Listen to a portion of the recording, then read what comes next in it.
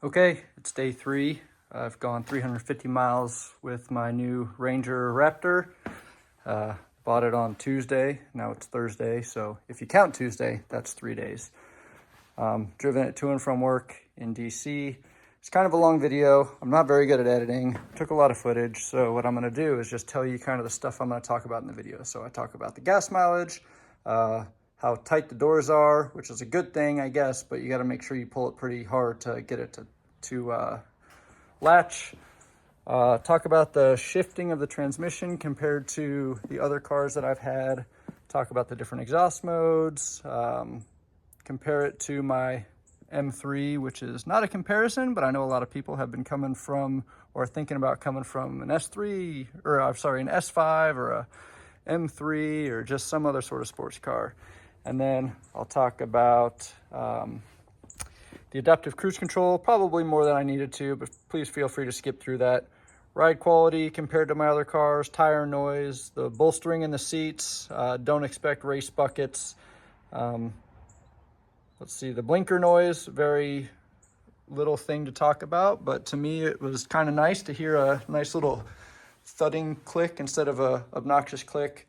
And then talk about the lane centering as you're driving. The fact that the rear view mirror or the side view mirrors do not tilt when you put it in reverse. There's a lot of buttons on the steering wheel. There's no owner's manual when you buy it. They actually put that in the tablet. And then the Sync 4 issues that I've been having, I've had it for 3 days. I've had issues 3 times.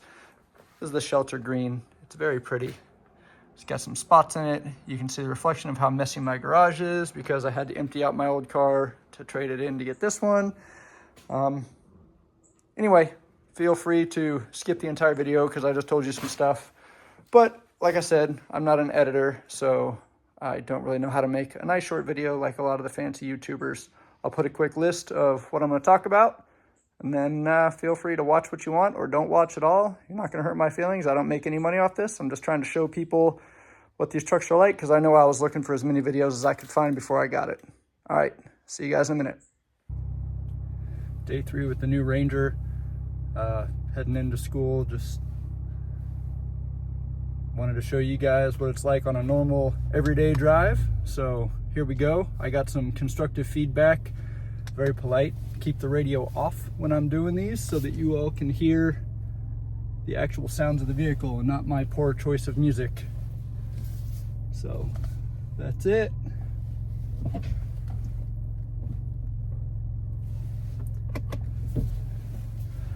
First impressions, I really do like this truck. I've had 2 Tacomas, several S10s and Sonomas, and then I also had the Eco Diesel Gladiator. And to be honest, that Eco Diesel Gladiator was somewhat underwhelming. With that much torque, it was an absolute dog. It was totally stock. I didn't do anything with the gears, didn't change the tires, and it was just very unimpressive. This truck is a whole lot different. It's a whole different ball game, but it's also a whole different truck. That one's made for rock crawling. This one's made for, I guess, Baja, just for a truck that's going to be on the road most of the time, and then every once in a while out on the trails. This is a much better choice.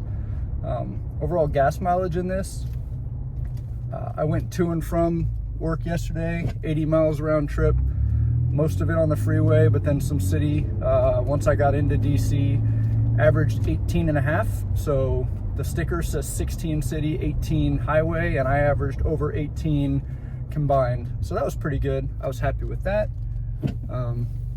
Right now, I think it's just in the normal mode. It's not in sport mode. It's not in any Baja exhaust. This is just the normal driving. So I'll just let you listen.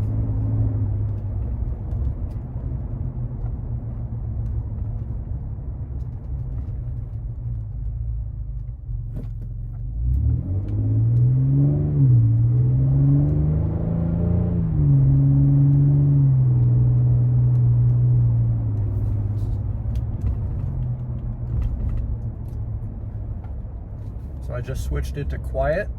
We'll see. Normally I listen to audiobooks, so quiet inside is nice. My last vehicle was a BMW, and this on the inside is quieter than that. The doors close just as tight, if not tighter. Like I have to pull this thing like I actually want it to close, versus the BMW just kind of come shut on its own. But this one, if you don't really pull it, it doesn't quite shut. I don't know if it's just really tight seals or what the deal is.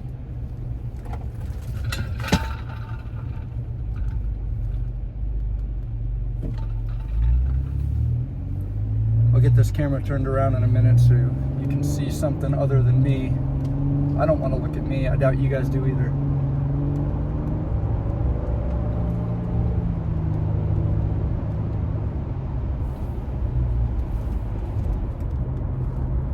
Sorry, turn the air off. I don't want you to hear the air blowing and think that's the exhaust.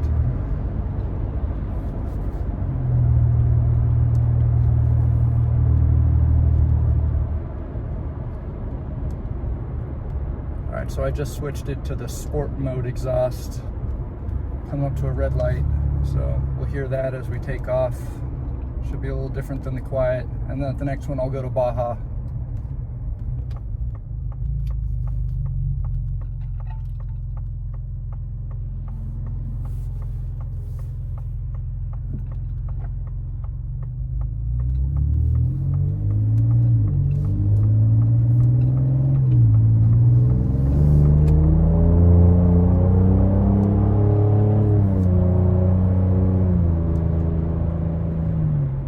Definitely hangs the revs up a little higher than I'm used to than my old car, but to be expected with the 10-speed and less overall range and speed that it has to gear through. This one, I mean, the speedometer goes to 130, so it's geared 10 gears to go 130. My M3 was 7 gears and probably geared up to go to 170-ish. I don't know how fast it goes. I never got it over, really over anything over 80 or 90.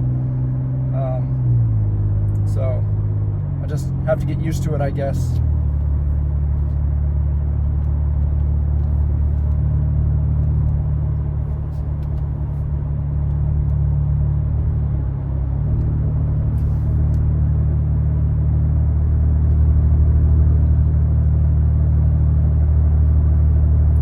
All right, so it's in Baja mode now. Coming up on another red light. We'll see how this one sounds.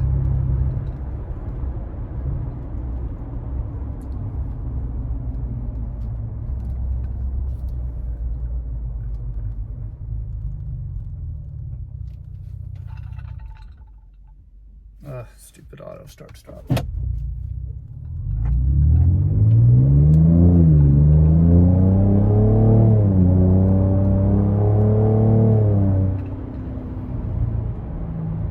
mean, it sounds all right. I'm glad they don't, well, I think they don't pump in the noise like they did in the Focus ST and the Focus RS.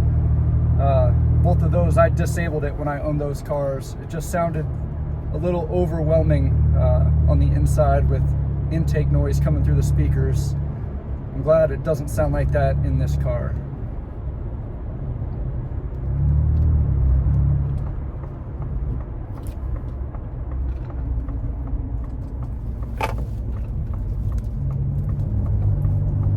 Can't take turns quite like I could in my old BMW.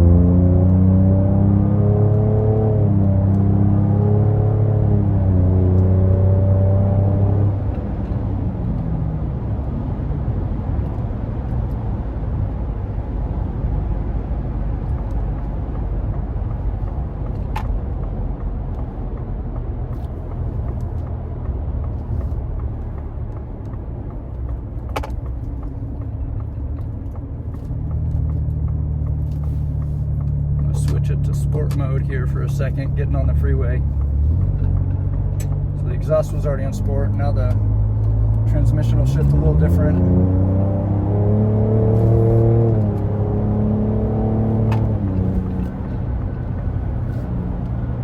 Oh, when I put it into sport mode, it actually changed the exhaust from Baja down to sport. So that's good to know. If you have your exhaust in one thing and you change the drive mode, it's going to pull all the settings to that drive mode. So to go back to the exhaust setting that you had picked before, you got to do that after you pick your drive mode.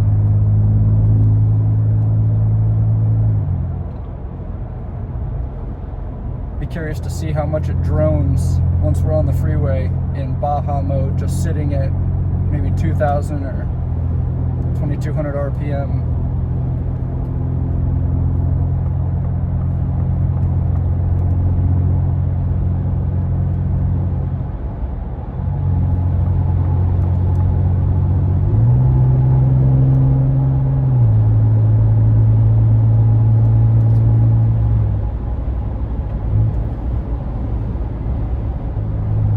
So I manually put it into 9th gear, going 70 miles an hour. Oh, it picked itself and just went into 10th.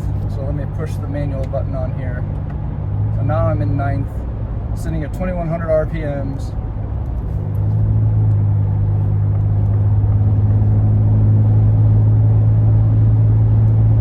I'm gonna go through the exhaust. So this is, I'll even put it in cruise control so we don't change anything. Cruise control set 73, and I'm going to change. Alright, so now we're in quiet for the exhaust, and really all I can hear now is wind noise on a little bit of a decline, so there's not much power going to it, but back on the flat.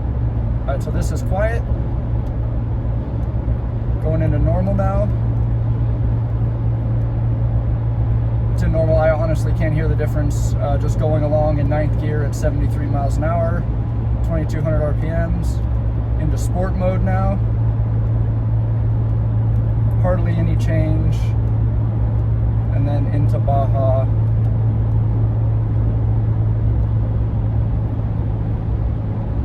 Pretty poor test because now I'm going downhill again.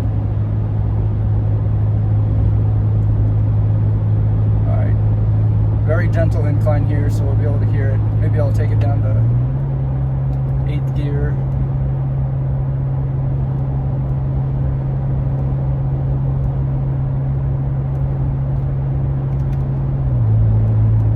Alright, so we're at a little bit of a drone in 9th gear. This is Baja mode. That's quiet mode. Normal. Sport, back to Baja. It's a subtle change when you're chilling at 2,200 RPM, but it's definitely noticeable. I'm sure under acceleration, it's a whole different ball of wax.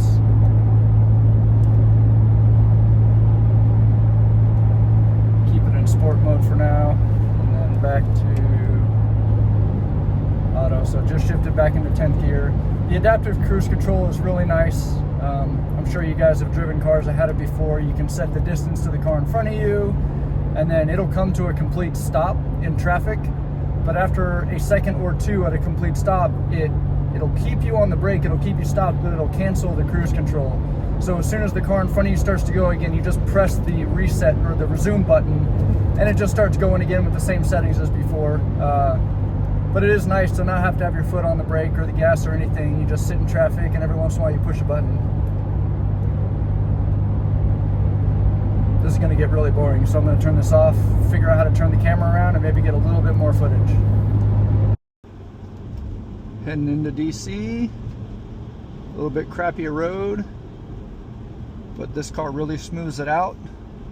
Just wouldn't be rattling my teeth in my old car, but it definitely was not the most comfortable of roads, and now you're just kind of floating on it.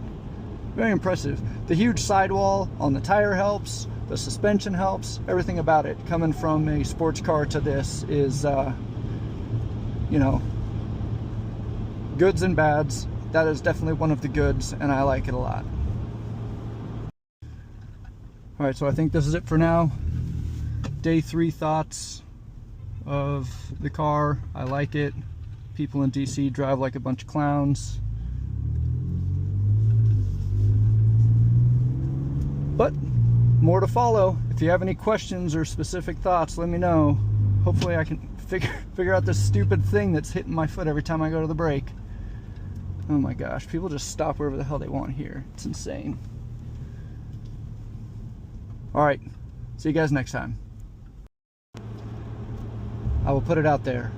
Some people argue an M3 is not a sports car because it has 4 doors, they only think Corvettes, and I don't even know if they call a Mustang a sports car, but there are people that say, you know, very adamant about what is and isn't a sports car. I call it a sports car. I had fun in it, but I know that there are way better cars out there. So if you want to leave a comment about how an M3 is not a sports car, I get it. You're right, 100%, but that's what I'm going to call it. So it is what it is.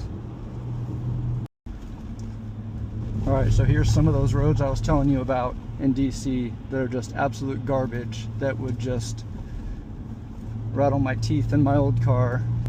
And this car, I mean, just floats over it.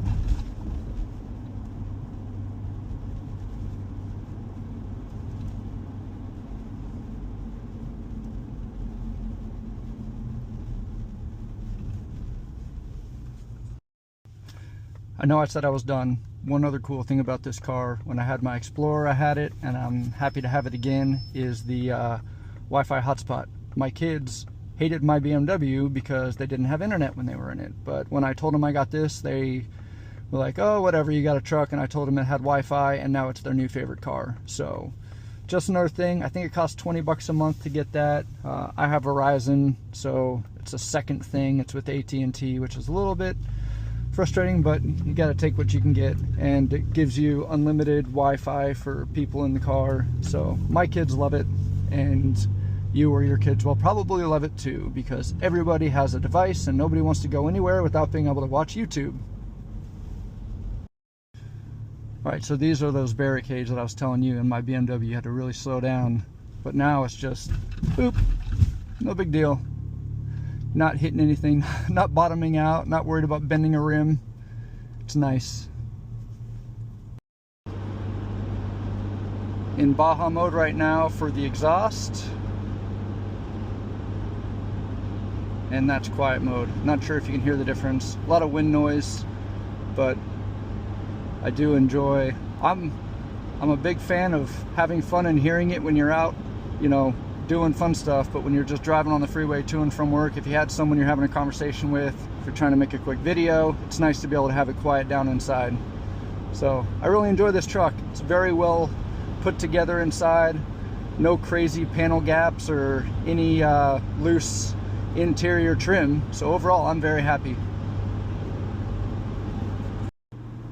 I'll do a minute video of the adaptive cruise just going through town. Probably speed it up when I edit it, but it just does what it's supposed to do. My feet aren't near the gas or the brake. It's just speeding up when the car in front of me speeds up, slowing down when they do. If someone does cut in, it really gets on the brake, where if you were driving, you might accept a little more you know, going in. If this guy in front of me were to get into a left turn lane and slow down, this car will really get on the brakes when you get close. So just be aware, it does have little flaws, erroring on the side of caution all the time.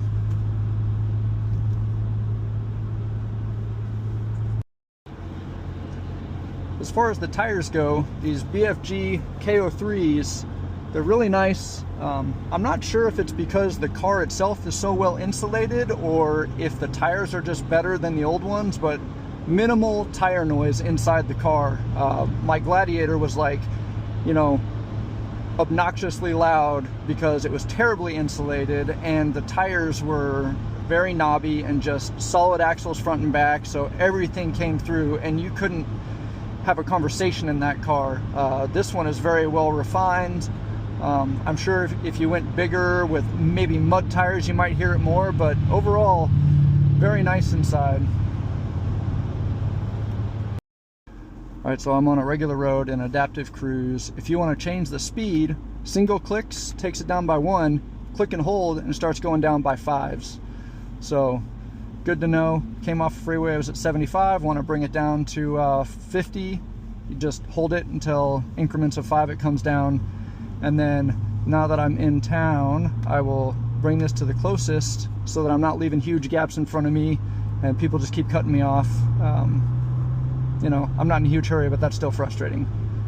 So anyway, huge fan of adaptive cruise control. My BMW didn't have it. I'm super glad to be back in a car that has it, so I can relax and drink my coffee going to work. It's just a great option to have.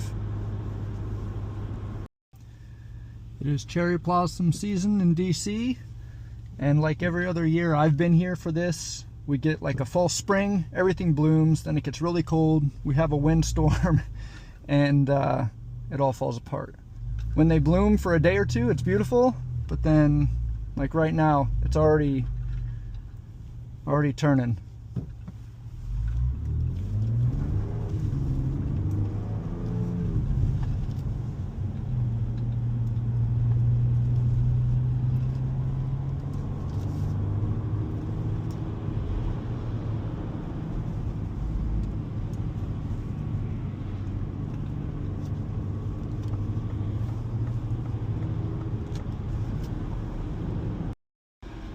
Going back to the coming from a sports car to something like this, I'm a runner, I'm training for a 50-mile race, and I noticed as my training ramped up, getting in and out of my BMW was painful on the knees, and this thing is just such a pleasant difference getting in and out of. I also like the fact that it comes with the running boards on the side. They look like and feel like they really stick out. There you go. The adaptive cruise is doing all the work for me. Don't have to do anything, it's just going. Anyway, getting in and out is great. The running boards are nice. They stick out, but they're inside the wheel well, so they're not outside of your wheel line or anything like that. So when you look at it, you're like, oh, those stick way out, and then you look at the fenders and they're inside of that. So I was a big fan. I do like that they come with it and you don't have to get them aftermarket. All right, this is what I was talking about with the steps. They seem to stick out pretty far past the doors, but then you look at it compared to the wheel wells, it's all inside. It's very nice. Makes it so much better to get in and out.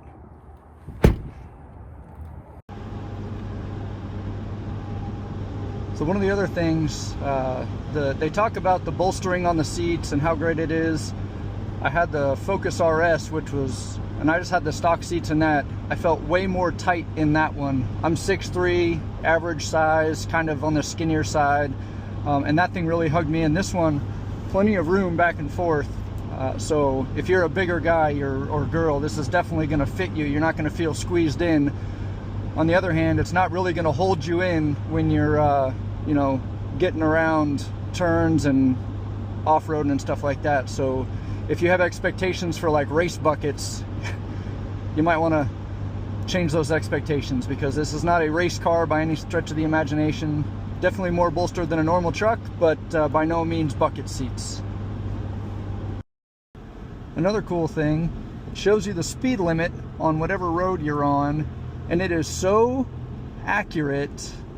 Like when you pass a speed limit sign, as you pass it, it will change. And I'm wondering if that's like the forward-looking camera actually sees it, or the camera that's up behind this stuff that does the sensing to and from, if it sees a speed limit sign, if that's what it does, or if it just knows the general area based on maps. But I gotta believe it has something to do with the cameras, because it is like, you pass the sign and it changes down there. So pretty neat to know. In case you've been on a road for 5 minutes and you're like, shit, what's the speed limit? You can look down there and be like, oh, it must be about, you know, this one, 45. So I thought that was kind of cool. I know Google Maps does it too, but that's based strictly on GPS and the input that it has. Nothing to do with what the camera sees or anything. On the plus side, this thing, when I would drive on and off base, there's a couple barriers you got to drive over, and then speed bumps. I would have to come to almost a stop and barely go over them.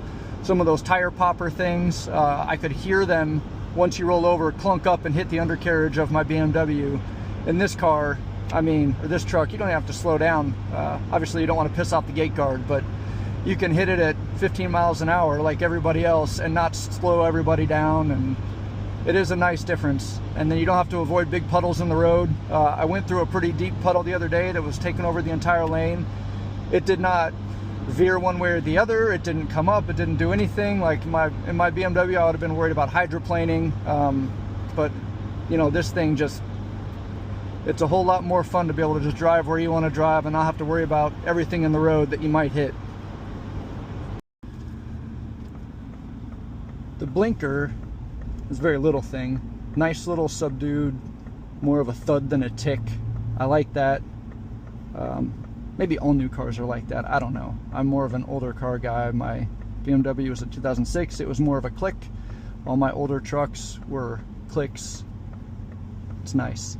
There is something between the gas pedal and the brake that when you go, I don't know what that is, but I don't have huge feet. I wear size 12, but every time I go from the gas to the brake, my foot's hitting something. So I'm gonna get under there, figure out what the heck that is. If it's a piece of plastic I can trim, or if it's a wire that's down, but something's down there. So if you have a Ranger and you notice that, let me know. Or if it's just me, maybe I need different shoes. But it is quite annoying. I've never had a car that had something like that that would get in the way of the brake.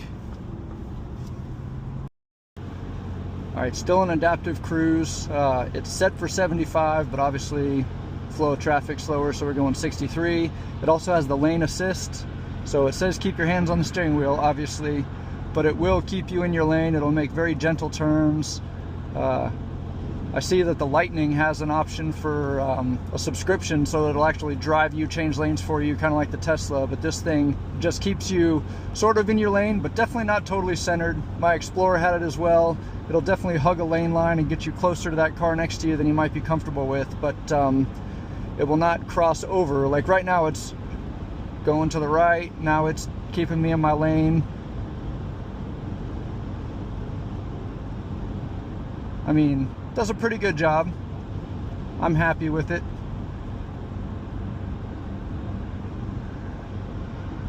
There you go. One thing this truck does not have, that I have not figured out how to make it work anyway, is the reverse tilting mirrors, where your side view mirrors will lower, tilt down so you can see your tires and your wheels and know if you're getting close to a curb. You can go into it and set it and move them down so they articulate down that way. I don't know if it was my Explorer that had it, but one of my cars had it, and I never understood what I was missing until I had it, and now that I don't have it, I totally miss it. Seems to me that could be a quick software fix. I don't think there's any hardware that needs to go in.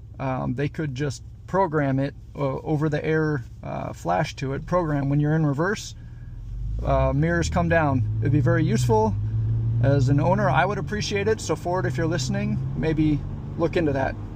But a tune would be better. If you could tune it to get more power and keep it under warranty, do that first, and then the mirrors second.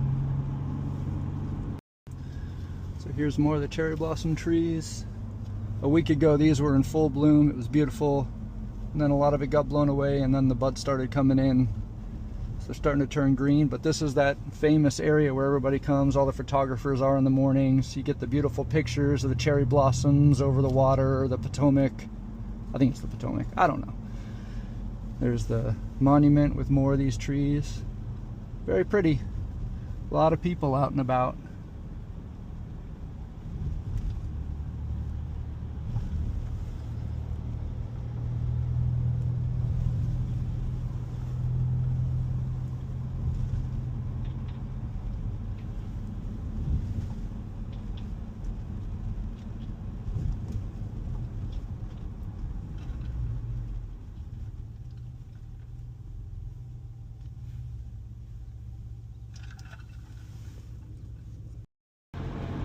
All right, so one other topic. I posted on the forum that I traded my M3, 2016 BMW M3 for this truck. And it sounds like that's not an uncommon thing. A couple other people with little sporty sedans or actual sports cars have been asking me what I think about it, and temper your expectations. This is not a sports car. It's quick, it's got some power, it revs very different than any sports car I've driven. The power's up high in the RPM range, whereas like my M3 around 2500, the turbo really kicked in and would sit you back.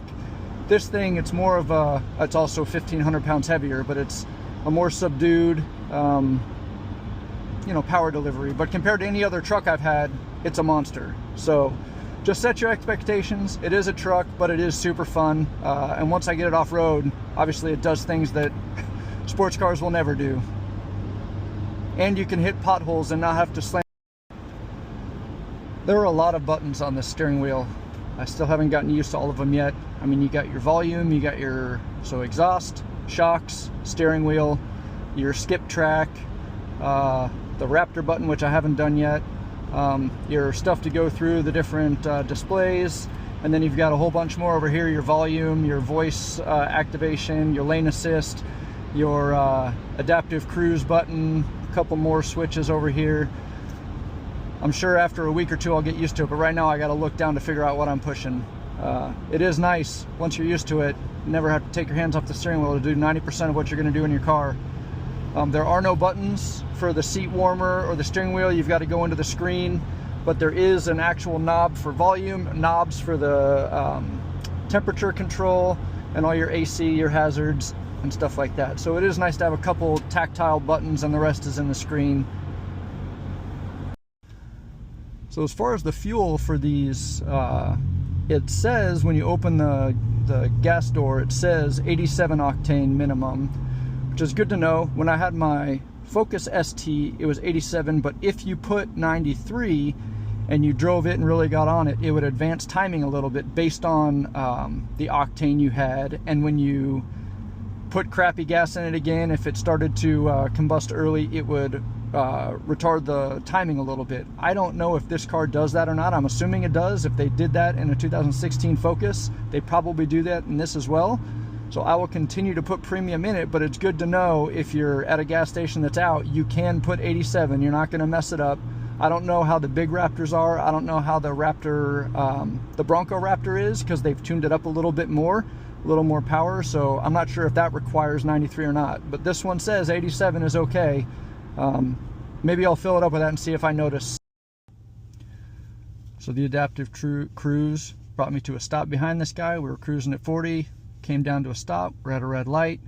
The adaptive cruise turned off. It says stop down there, so it's not active. When the light turns green and we go, it will just sit here unless I push that button and say resume. So it's moving forward. I press the button. Well, didn't move forward enough. Now it says stopped again. This is going to be a crappy part of the video. Whole lot of waiting. Okay, light's green. He's going. I press the button and off we go. A little slower than I would have done it, but totally acceptable.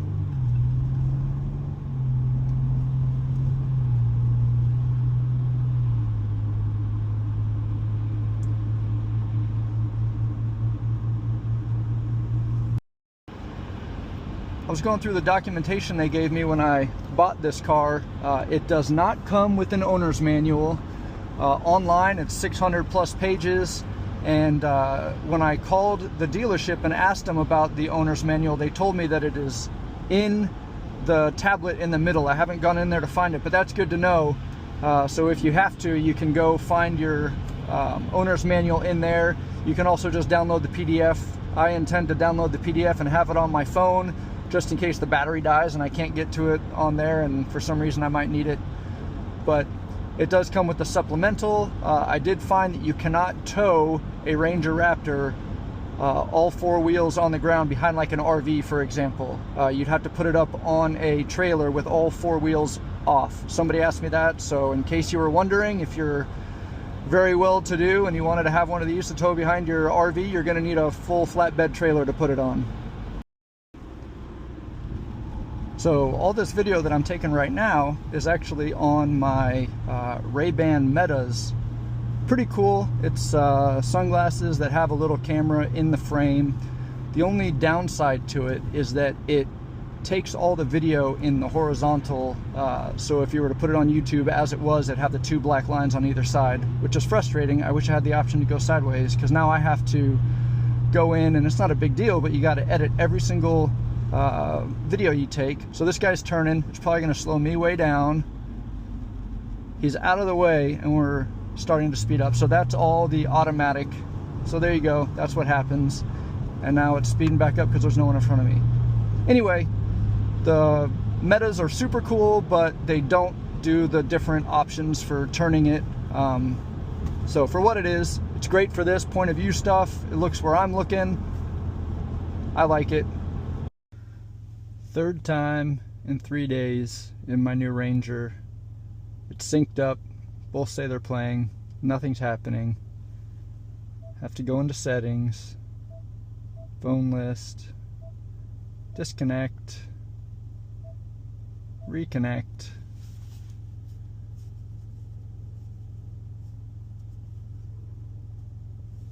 And play. But my lovely night, where I've been flirting with all sorts of awful people, how was your evening? Come on, Ford. This is super easy. Fix it. Super frustrating. I don't get it. What's wrong with this? Bumps. That would have been a 2-mile-an-hour bump in my old car.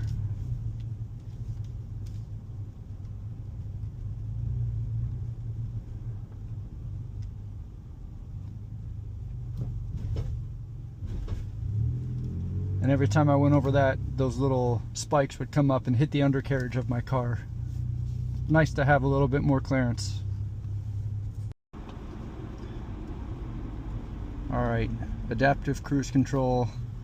I thought when you came to a stop, it just turned off. My old Explorer did that. But I was in traffic earlier, it came to a stop and it said auto resume. So apparently, it doesn't just turn off. I didn't have to push anything. It just kept going. And of course we didn't stop. So that doesn't show us anything, and that was a waste. So pulling into the garage, the last couple of times I turned the camera on, but I think as soon as it starts noticing stuff, it turns the camera on for you. So that's kind of cool.